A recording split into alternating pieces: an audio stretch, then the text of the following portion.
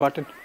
Well, in fact, that's the Prime Minister's first visuals now coming in at the Palam Technical Airport. In a short while from now, President Putin would also be arriving. The ceremonial welcome that's going to take place. And from there onwards, both the leaders, everyone is going to watch whether at all both the leaders are going to be in the same car or two separate cars, because the last time, an enduring image of the last visit or the meeting between both the leaders in Tianjin on the sidelines of the Shanghai Cooperation, the SCO summit at that point in time, where we essentially saw both the leaders spending a considerable amount of time inside Oris, the vehicle basically used by the Russian president. And of course, thereafter, a lot of speculations were doing the rounds, but that has also now been put to rest with President Putin essentially indicating that this is about the friendship that he really enjoys. Now, for Russia, undoubtedly, it's also the messaging that they would be doing to the global world tonight by saying that here you have President Putin spending a night in New Delhi, saying that here you have an ally of global significance. Because if you really compare in terms of the support that Russia has essentially enjoyed post the Ukraine war, essentially it's coming in from China as well as from India. And of course, you've had other countries, Iran and Korea too. But having said that, for Russian president, despite the kind of sanctions have been imposed by the Western world, you've essentially had Russia indicating that this is a farce and which is no longer going to last. Some of the most crucial statements that have been made by the Russian president just ahead of the visit to the national capital was particularly a warning being sent out to Europe, saying that if at all they are willing, if they are ready for a war, so is Russia. And in fact, that was a messaging done to Europe, particularly egging Ukraine to be in this particular war. This comes also in the backdrop of the peace talks that are basically going on,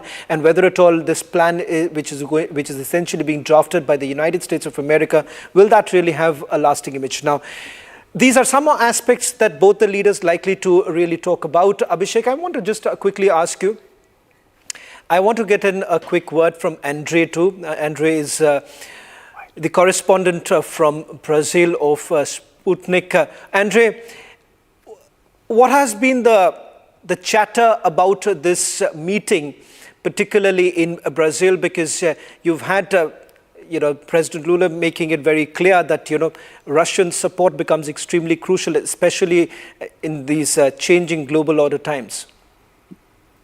Okay, first of all, we have to look, it's changing in terms of the political in the world.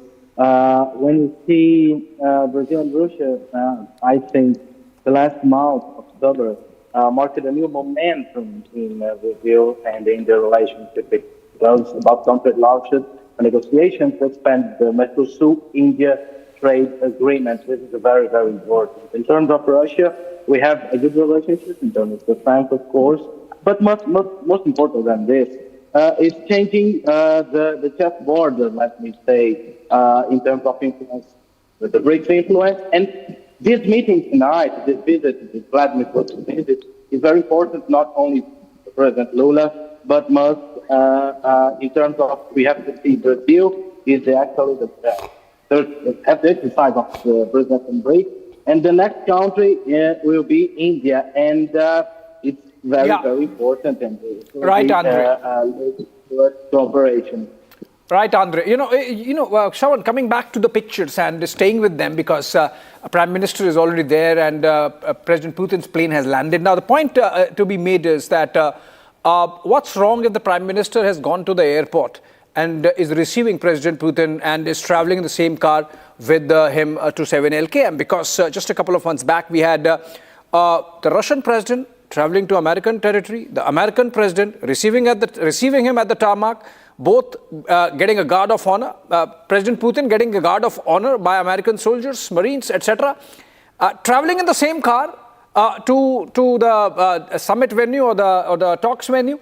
So what's wrong if Indian Prime Minister does that with Russia? I mean, why should anyone have a problem with that?